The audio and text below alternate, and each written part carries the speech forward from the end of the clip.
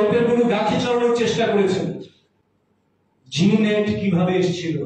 তাই আমাদের আমলে জিনেট এসছে, এরকম চুপি চাপি আসেনি।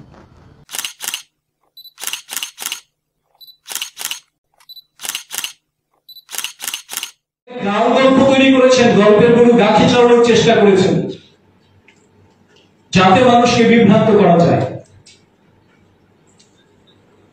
কেন করেছেন সেটাও আপনারা জানেন, রাজ্যবাসী জানেন, কারণ রাজ্যবাসী ভুলে যায়নি জিনেট কিভাবে এসেছিল, কোত্থেকে এসেছিল, তার কেলেঙ্কারির পেছনে মহানায়ক কারা ছিলেন সেটা কিন্তু আমরা ভুলে যাইনি। সব দিক থেকে তখন রাজ্য সরকারকে বদনাম করার জন্য একটা ঘৃণ্য প্রয়াস শুরু হয়েছে। জিনেটের বিষয় কি ছিল? কেরালা এবং পশ্চিমবঙ্গে তাদের দখলে ছিল কখন? কেরালার সেই একটি সংস্থাকে জিনেট, সম্ভবত গ্লোবাল নেট, কারণ তারা তো আন্তর্জাতিকতায় বিশ্বাসী, সব গ্লোবালকে তারা লোকাল করতে চায়। এটাই সিপিএম। সেই সংস্থাকে স্বজন পোষণের আড়ালে জমি দেয়া, হাসপাতালের বিল্ডিং, যন্ত্রপাতি, সম্পূর্ণ পরিকাঠামো, এমনকি উন্নত মানব সম্পদ দিয়ে আজকে সেই মেডিকেল কলেজ সেখানে জিনেট স্থাপন করেছিল। এবং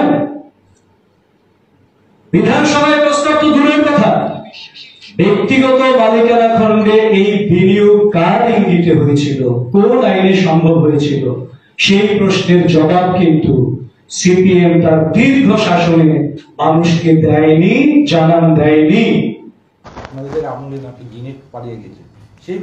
হ্যাঁ, তাই আমাদের আমলে জিনেট এসছে, এরকম চুপি চাপি আসেনি। তখন ত্রিপুরাজ্যের মধ্যে মেডিকেল কলেজ ছিল না। ত্রিপুরাজ্যের মানুষের আকাঙ্ক্ষা মেডিকেল কলেজ হোক, যেহেতু কেন্দ্রীয় সরকার মেডিকেল কলেজ দিচ্ছে না, তো সেই কারণে তারা আগ্রহ প্রকাশ করেছে। তাদের সাথে প্রপার চুক্তি করে তারপরে গিয়ে এরা কলেজ খুলেছে। হ্যাঁ, তারপরে কলেজ এরা শর্ত মানেনি, চলে গেছে, এদের বিরুদ্ধে কেসও হয়েছে। কিন্তু এই প্রশ্ন কেউ তুলতে পারেনি যে না, জিনেটের সাথে এরকম সরকারি কোনো চুক্তিপত্র, আইন কানুন না হওয়ার আগেই এদেরকে জায়গা দিয়ে দেওয়া হয়েছে, এদেরকে এরকম প্রপার্টি দিয়ে দেওয়া হয়েছে, তা নয়। এবং জিনেট যখন এভাবে মাঝপথে চলে গেল, তার বিরুদ্ধে আইনানুগ ব্যবস্থা গ্রহণ করা হয়েছে। আমাদের আমলে হয়েছে, আমরা তো অস্বীকার করছি না।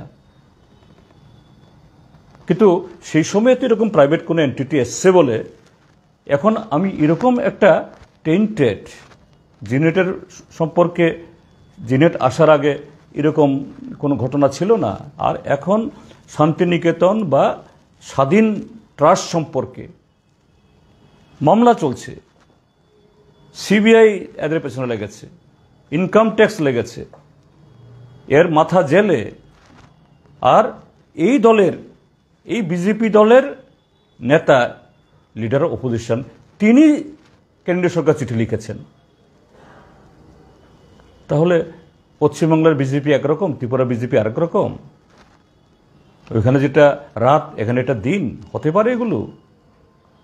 কাজে এর জবাব দিক তারা জনগণের সামনে।